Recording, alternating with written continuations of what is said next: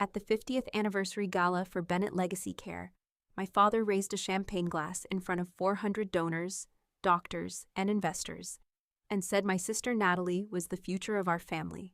Then he smiled toward the back of the room, where I was seated beside the catering doors, and added, "And Claire has always been helpful in her own quiet way."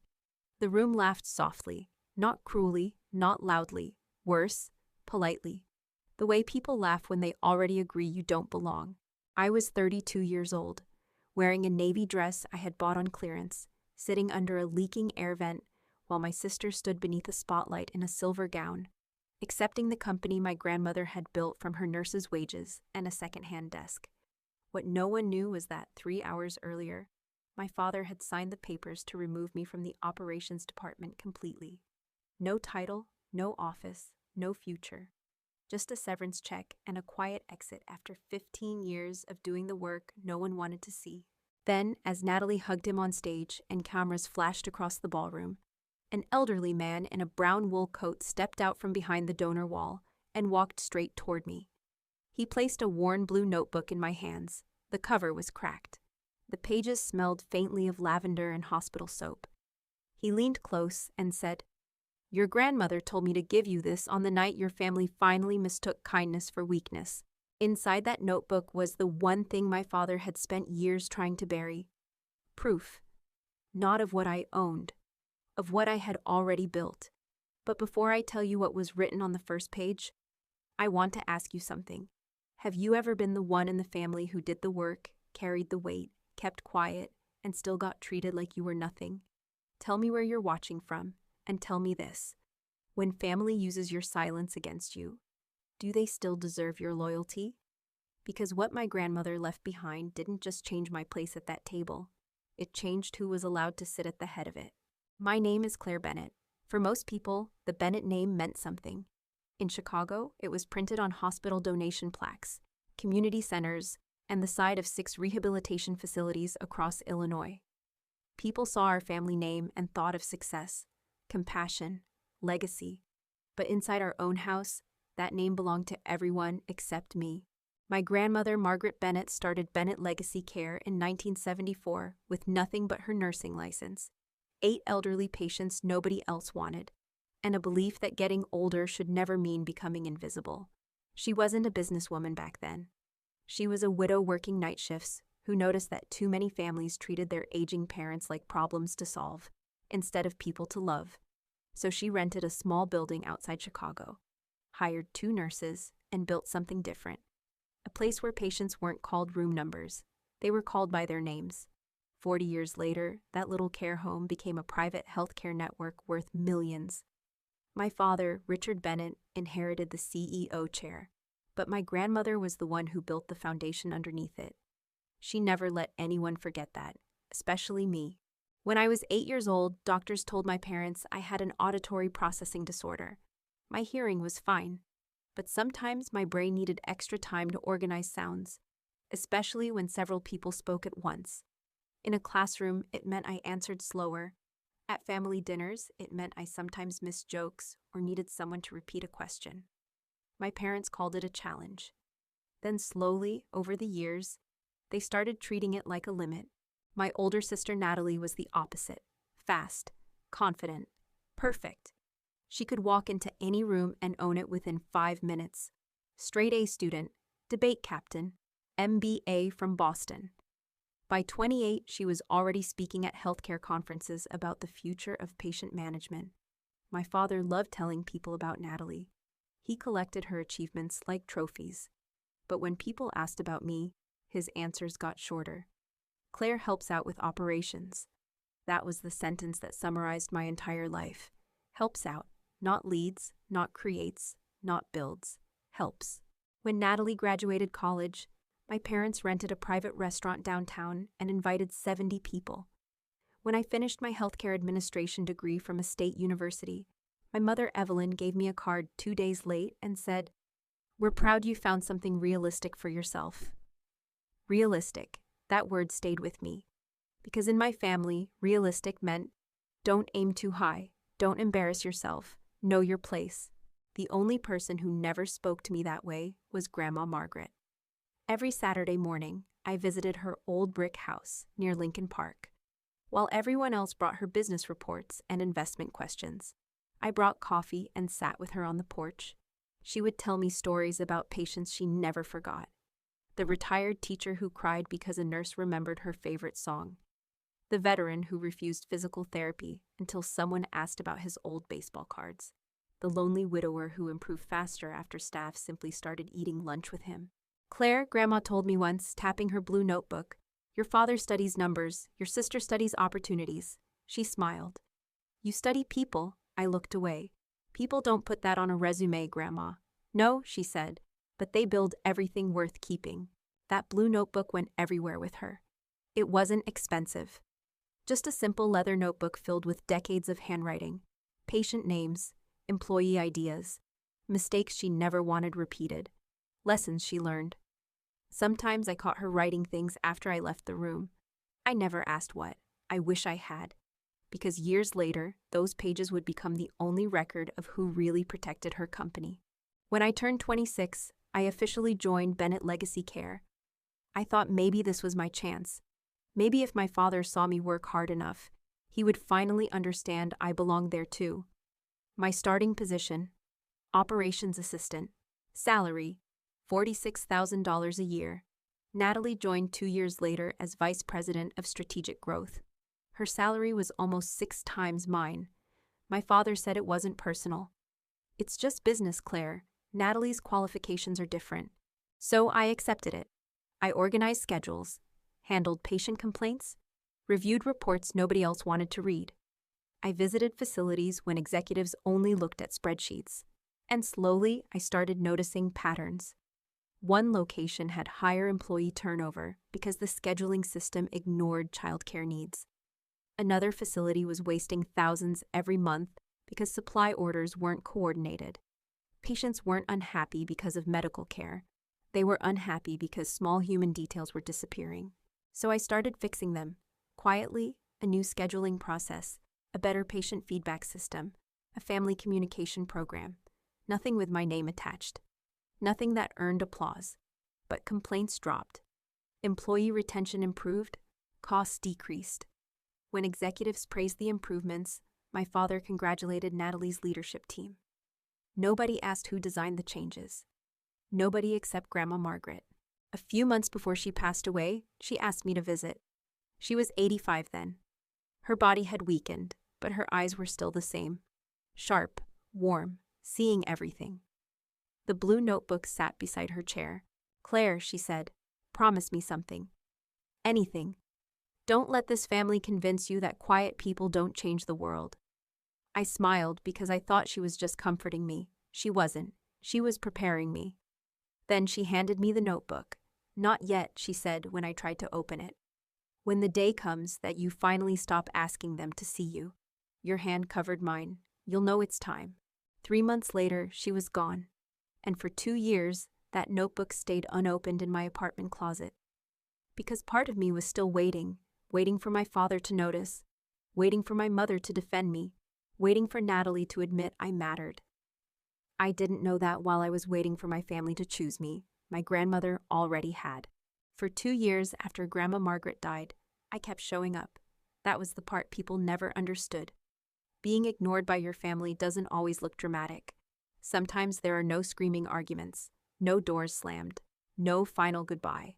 Sometimes it looks like answering every phone call, attending every holiday dinner, smiling in every family picture, while slowly realizing nobody would notice if you stepped out of the frame.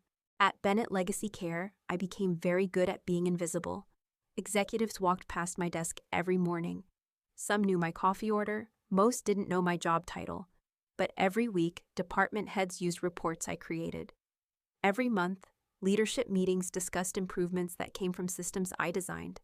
And every time, someone else's name appeared on the presentation, usually Natalie's. I told myself she didn't know. I needed to believe that. Then, one Thursday afternoon in April, I found out the truth. I was delivering patient satisfaction files to the executive floor when I heard my father's voice, coming from the conference room. The door was slightly open. I wasn't trying to listen, until I heard my name. "Claire can't stay in that position after the announcement. My hand froze on the folder. Natalie answered, "Dad, removing her right after the gala looks harsh. She'll get a generous package." My father sounded calm, like they were discussing replacing old furniture. "She's 32, Natalie. At some point, we have to stop pretending this is going somewhere." A long silence followed. Then my mother's voice. She was there too. "Richard, she loves this company." "I know." My father sighed. And somehow that made it hurt worse. Because he didn't sound angry. He sounded sorry for me. But love isn't leadership. I stood outside that door with 2 years of reports in my hands. 2 years of late nights. 2 years of skipped vacations. 2 years of convincing myself patience would eventually become recognition. Then Natalie spoke. "I can find her something after I take over. Maybe community outreach. Something with less pressure." Less pressure. Those 2 words followed me all the way back to my desk. They weren't trying to hurt me. That was the hardest part. In their minds, they were being kind. They had built a smaller version of my life and convinced themselves I belonged inside it. The next morning, the official email arrived. Organizational restructuring, position transition, future opportunities. Corporate words designed to make rejection sound professional. My last day would be 2 weeks after the anniversary gala. The same gala where Natalie would be announced as the next CEO. I almost didn't go. I stood in my apartment that night, looking at Grandma Margaret's blue notebook sitting on my shelf. Still unopened, still waiting. I reached for it, then stopped. Because opening it meant admitting something I wasn't ready to admit. That my grandmother might have believed in me more than my own parents ever would. So I put on my dress. And I went. The ballroom at the Langham Hotel in downtown Chicago looked like something from another world. White flowers covered every table. A string quartet played near the entrance. Huge screens displayed pictures of my grandmother, Margaret Bennett, founder, visionary, healthcare pioneer. I stood there staring at her face on the screen and wondered what she would think if she knew I almost wasn't invited. My mother found me before dinner started. "Claire?" She looked me over, not cruelly, carefully. That was always worse. "Is that the dress you're wearing?" I looked down. "Yes." A small pause. "Well, you look comfortable." In my family, even compliments had hidden doors. She touched my arm. "Tonight is important for your sister. Please don't make the restructuring situation uncomfortable." I stared at her. You know, her face changed. Just enough. "Your father told me, and you didn't think to call me?" "Claire," she lowered her voice. "This is exactly what worries us. You take business decisions personally." I almost laughed. My family taking away the only place I ever felt connected to Grandma was business. My reaction was personal. I nodded. "You're right." Relief crossed her face. She thought I agreed. I didn't. I was just too tired to explain my own pain to someone who helped create it. Dinner started. Natalie sat at the front table beside my parents. I sat near the back with retired employees and distant donors. People my grandmother would have probably preferred. At 9 o'clock, my father stepped onto the stage. The room went quiet. 50 years ago, my mother built this company with a simple belief, he said. That care is not a service, it's a promise. People applauded. Then he smiled at Natalie.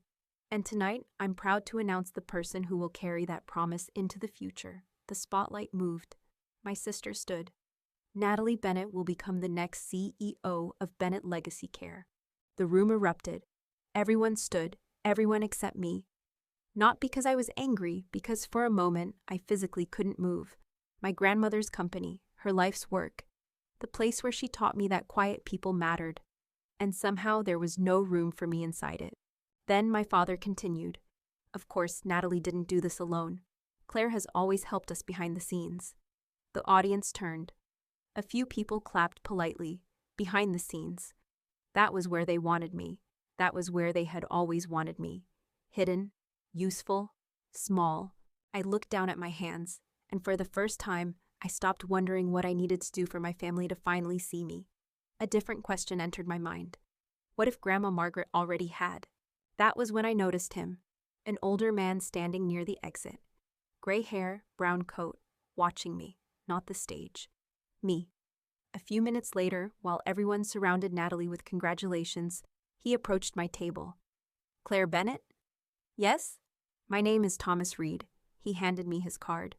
I was your grandmother's attorney. My chest tightened. My grandmother passed away 2 years ago. I know, his expression softened. She gave me very specific instructions.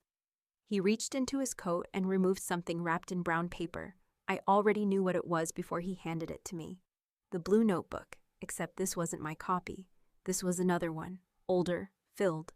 She told me to give this to you on the night your family publicly chose a future without you. My throat closed. Why? Thomas looked toward the stage, toward my father, toward Natalie. Because Margaret Bennett spent her final years making sure the wrong person didn't inherit the right mission. My hands shook. What's inside? He paused. The truth about who has actually been leading this company. The applause behind me grew louder, but suddenly it felt very far away. Because after 32 years of believing I was the forgotten daughter, I was about to learn my grandmother had been keeping records all along. I left my sister's celebration through the side entrance. No dramatic confrontation, no angry speech. No moment where I stood in front of everyone and demanded they finally admit they were wrong. That only happens in movies. In real life, when the people you love confirm your worst fear about yourself, you don't immediately fight. Sometimes you just need somewhere quiet to fall apart. I drove home with Grandma Margaret's notebook sitting on the passenger seat. Every red light, I looked at it. Part of me wanted to open it. Another part of me was terrified. Because as painful as my family's version of me was, at least I knew how to live inside it. The overlooked daughter, the supportive sister, the one who helped. What scared me was the possibility that my grandmother saw something different. Because if she was right, then I had wasted years believing a lie. My apartment was silent when I got home. I sat at the kitchen table for almost an hour before finally unwrapping the notebook. The leather cover was faded. The corners were worn. Inside the front page was my grandmother's handwriting. The same handwriting from every birthday card she had ever given me. Claire, if Thomas gave you this, then your father finally made the mistake I prayed he wouldn't. He mistook confidence for competence. And he mistook your silence for having nothing to say. I stopped reading. For a moment, I could almost hear her voice. Warm, patient, certain. I turned the page. It wasn't a diary. It was a record. Dates, locations, names, reports. The first entry was from 6 years earlier, before I even knew she was watching. March 12th, 2018. Claire noticed that residents at the Oak Park facility weren't missing medical care. They were missing consistency. Management wanted a new software system. Claire suggested changing staff rotations instead. Cost? Almost nothing. Result? Complaints reduced by 41%. My hand covered my mouth. She knew. All those little changes I thought disappeared into corporate reports. She knew. I kept reading, page after page. Every improvement, every idea, every moment someone else received credit. My grandmother had written it all down. Then I reached the final section. A sealed envelope was attached inside the back cover. On it were 5 words, "For when you stop hiding." Inside was a letter. Claire, your father believes leadership is about being the loudest voice in the room. I spent 50 years learning the opposite. The most dangerous person in any organization is not the one who doesn't know everything. It's the one who thinks they do. Your father loves this company, but somewhere along the way, he started protecting his position more than the people we promised to serve.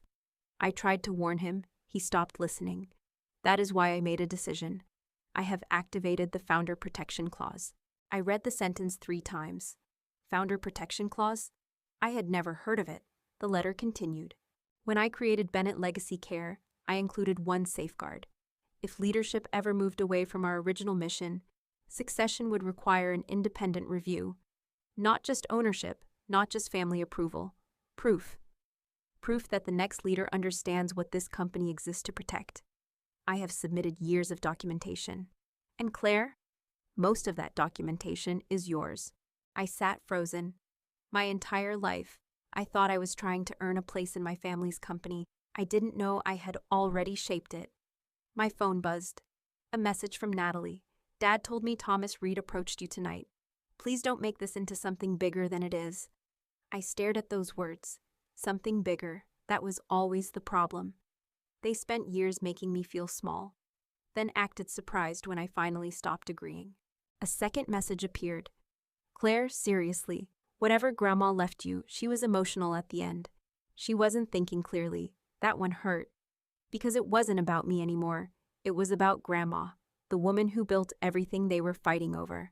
The woman they praised on stages but ignored when she challenged them. I typed 3 different replies, deleted all of them. Then I put the phone down. The old Claire would have explained, apologized, promised she wasn't trying to cause trouble. But that version of me was exhausted. So instead, I called Thomas Reed. He answered on the second ring. I wondered when you'd call.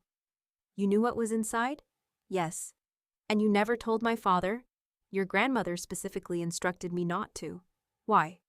Thomas was quiet for a moment. Because she knew Richard would try to control the story before you understood your own. I looked back at the notebook. What happens now? The board meets Monday morning to approve Natalie's transition. My stomach dropped. That's in 3 days. Yes. And Margaret filed a formal request before she died. If the founder protection clause is challenged, the evidence must be reviewed before any leadership transfer. He paused.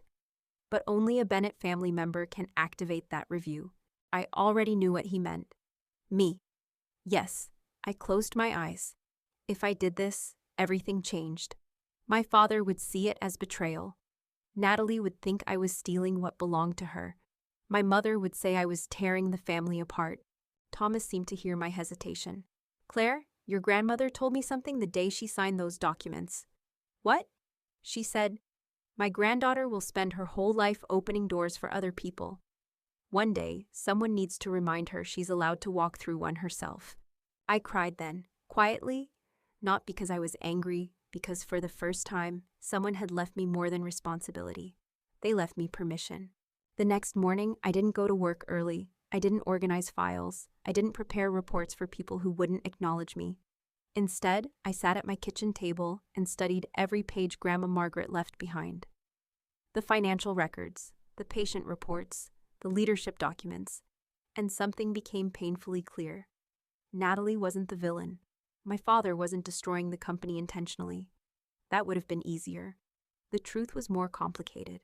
They were so focused on protecting the Bennett name, they forgot the people behind it. And on Monday morning, they were going to have to face the one person they never expected to challenge them. Me. Monday morning, I arrived at Bennett Legacy Care headquarters 20 minutes before the board meeting. For 15 years, I had entered that building through the employee entrance on the east side. Past the delivery trucks, past the maintenance rooms, past the people nobody noticed but everyone depended on. That morning, Thomas Reed was waiting for me at the front doors, the glass ones, the ones visitors, executives, and investors used. Are you ready? He asked. I looked up at the building. The Bennett name stretched across the entrance in polished silver letters. For most of my life, I thought that name was something I had to earn. Now I understood something Grandma Margaret had tried to teach me. A legacy isn't something you inherit. It's something you protect. No, I admitted. Thomas smiled. Good, I looked at him. Good? Your grandmother always worried about people who were too eager for power. He opened the door. The ones who hesitate usually understand what it costs. The executive conference room was on the 20th floor. I had been inside only twice before. Once to bring coffee, once to fix a projector before a presentation. Nobody remembered either time. When I walked in, the conversation stopped. 12 board members sat around the long walnut table. My father sat at the front, Natalie beside him. She looked like she belonged there. Perfect suit, perfect posture, perfect confidence. Then there was me. Simple black blazer, a folder full of old documents, and my grandmother's blue notebook. My father's expression changed immediately. Claire, not angry, not yet, just confused. What are you doing here? Before I could answer, Natalie sighed. Claire, please don't do this today. Do what? Turn Grandma's memory into some kind of competition. That sentence hurt more than I expected. Because even now she thought this was about beating her. Thomas stepped forward. Claire Bennett is here under the authority of Margaret Bennett's Founder Protection Clause. Silence. My father stared at him. That clause hasn't been used in 50 years. That's correct. Because it was symbolic. No, Richard. Thomas placed a file on the table. You treated it as symbolic. The room shifted. For the first time, my father looked uncertain. Board Chair Elaine Carter, a woman who had worked with Grandma Margaret for 30 years, reached for the document. Thomas, are you confirming Margaret formally activated the clause before her passing? Yes. When? 8 months before she died. My father's face hardened. That's impossible. It's documented. She was sick. Thomas looked directly at him. She was sick, Richard. She was not incapable. Nobody spoke, because everyone in that room understood the difference. My father looked away first. Elaine opened the file. The clause requires review before any leadership transition. That's ridiculous, Natalie said. Her voice was controlled, but I knew my sister. She was scared. I have spent my entire career preparing for this role. I know, I said quietly. She looked at me. I'm not here because you're unqualified. Then why are you here? I opened the blue notebook. Because Grandma wanted the board to ask a different question. I looked around the table. Not who looks most prepared to lead. A breath. Who actually understands what they're leading. My father leaned back. Claire, you work in operations support. There it was, the same sentence, the same box. But this time, I didn't step inside it. No, my voice surprised even me. I redesigned the patient response system in 2021. Several board members looked up. I created the employee rotation model that reduced turnover in 3 facilities. I turned a page. I built the family communication program that increased satisfaction scores across the network. Another page. The cost-saving proposal presented last year that saved the company $3.2 million. I looked at Natalie. You presented it. Her face changed. But I wrote it. The room went completely still. Natalie opened her mouth, then closed it. Because she knew. Maybe not every detail, maybe not every number, but she knew enough. My father cleared his throat. Those were team efforts. Yes, I nodded. They were. I looked around. Because that's how good organizations work. Then I looked back at him. But somehow when something failed, it belonged to the team. A pause. When something succeeded, it belonged to leadership. Nobody defended him. That silence said more than anger ever could. Elaine turned toward Natalie. Is Claire's statement accurate? Natalie looked at my father, then at me. For the first time in my life, my sister had to choose between protecting the image or telling the truth. Finally, she whispered. Yes. My father turned. Natalie. She's right, Dad. Her voice cracked slightly. We used her reports. I gave you opportunities based on those reports. No, Natalie shook her head. You gave me credit. That was the first crack. Not in the company, not in the board. In the story our family had been telling for years. Then Elaine continued reviewing the documents. There's another matter. Her expression changed. Richard, my father looked up. What? The acquisition proposal from North Star Healthcare Group. The air changed immediately. I saw it. The quick glance between my father and Natalie. The thing they hoped wouldn't come up. Elaine noticed too. What is North Star? She asked. Thomas looked at me. It was my turn. I opened the final section of Grandma's notebook. North Star is the company Natalie planned to partner with after becoming CEO. Natalie stiffened. How did you know that? Grandma knew. I placed a printed report on the table. Because they approached her 7 years ago. My father went quiet. She rejected them. Elaine picked up the paper. Why? Because their business model increases profit by reducing staffing ratios. I looked at the board members. Less time with patients. Fewer experienced caregivers. More automation. My voice softened. Everything my grandmother spent her life fighting against. Natalie shook her head. That's not fair. Healthcare is changing. We need growth. I agree, and I meant it. That surprised her. You're right, Natalie. The company does need to change. I touched the notebook. But Grandma believed there's a difference between changing your methods, a pause, and selling your principles. Nobody spoke. The room that had ignored me for years was finally listening. Not because I was louder, not because I became someone else, because the truth had finally caught up. Elaine closed the file. Based on these documents, Natalie's appointment cannot proceed today. My father stood. Elaine. I'm sorry, Richard. Her voice was firm. Margaret's instructions are legally binding. He looked at me, and I saw something I had never seen before. Not disappointment, not embarrassment, fear. Because my father was realizing the person he underestimated knew more about his company than he did. Elaine folded her hands. "We will reconvene tomorrow," she looked directly at me. "And Claire, this board would like to hear your vision for Bennett Legacy Care." For a second, I couldn't answer. Because my whole life I had prepared arguments proving I deserved a chance.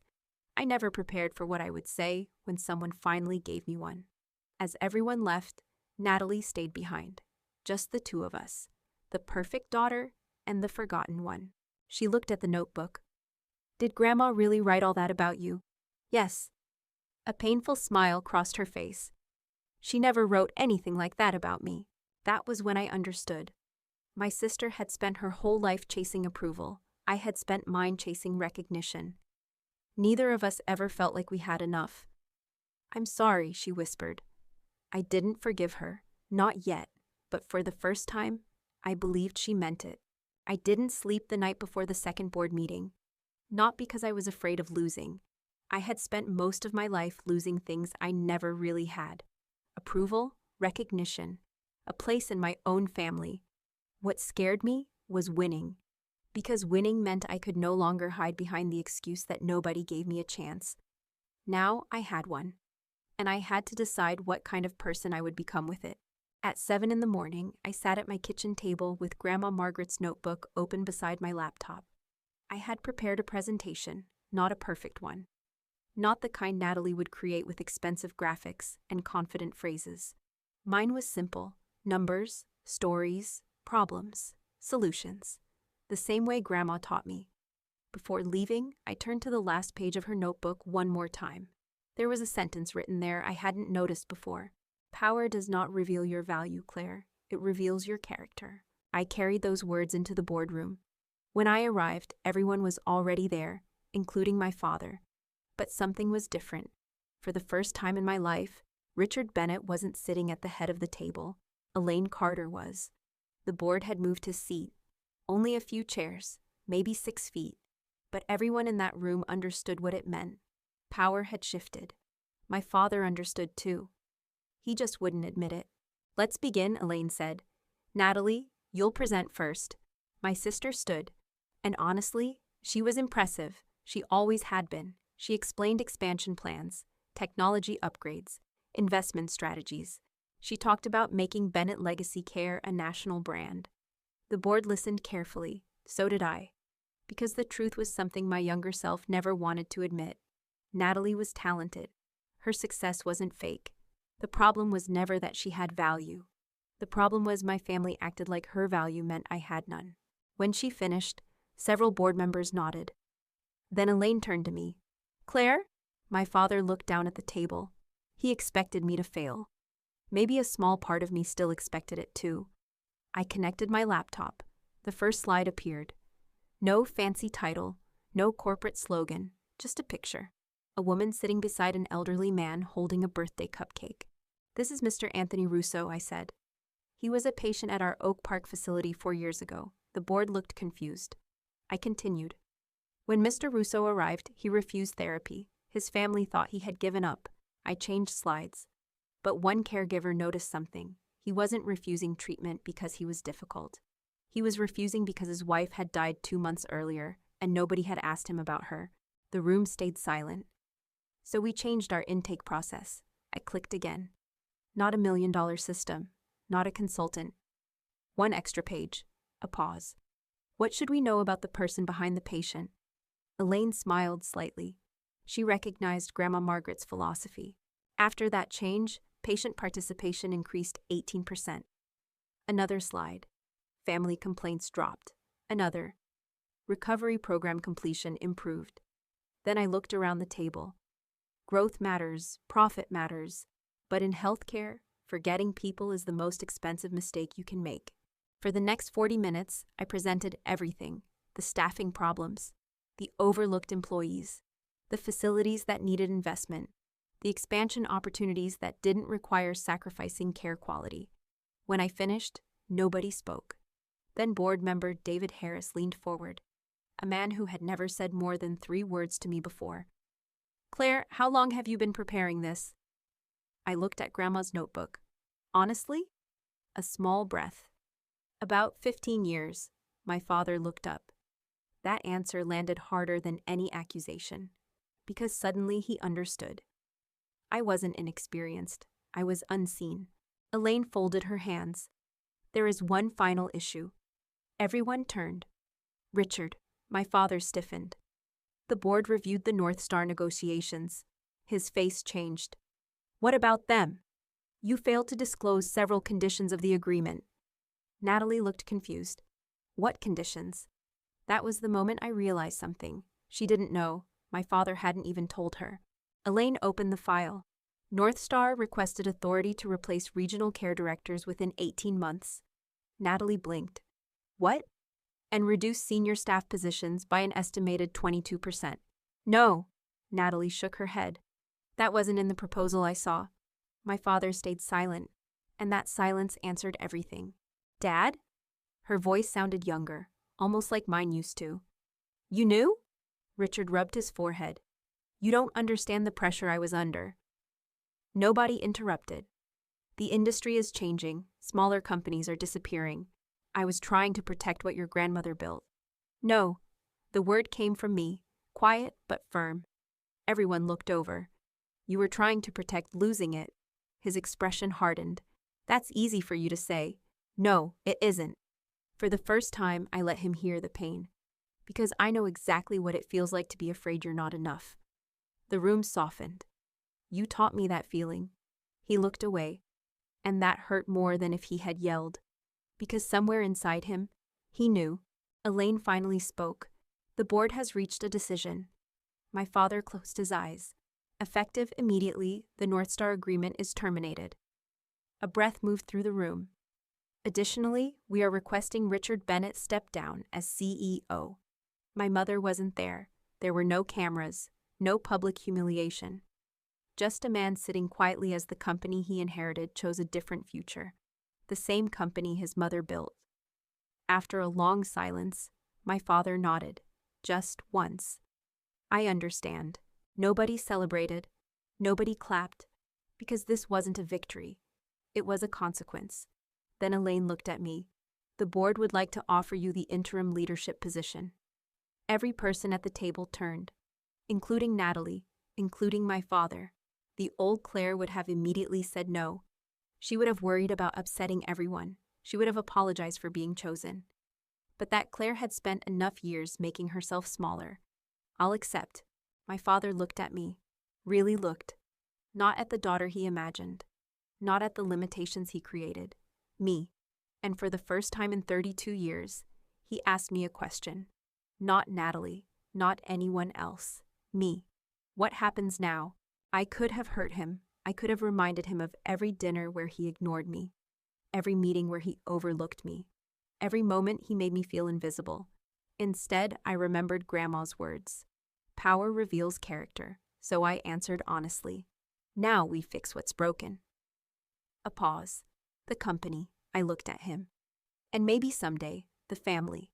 After the meeting ended, everyone left except Natalie. She stood near the window overlooking Chicago. You know what the worst part is? She asked. What? She smiled sadly. I spent my whole life trying to become the person Dad wanted. A tear slipped down her face. And Grandma spent her life trying to show us we didn't have to. For the first time since we were kids, I hugged my sister, not because everything was forgiven. It wasn't, but because I finally understood something. Sometimes the golden child and the forgotten child are both trapped in the same story. They just suffer on different pages. 6 months after that board meeting, I moved into my grandmother's old office. Not the largest one, not the corner suite my father used. I didn't want that.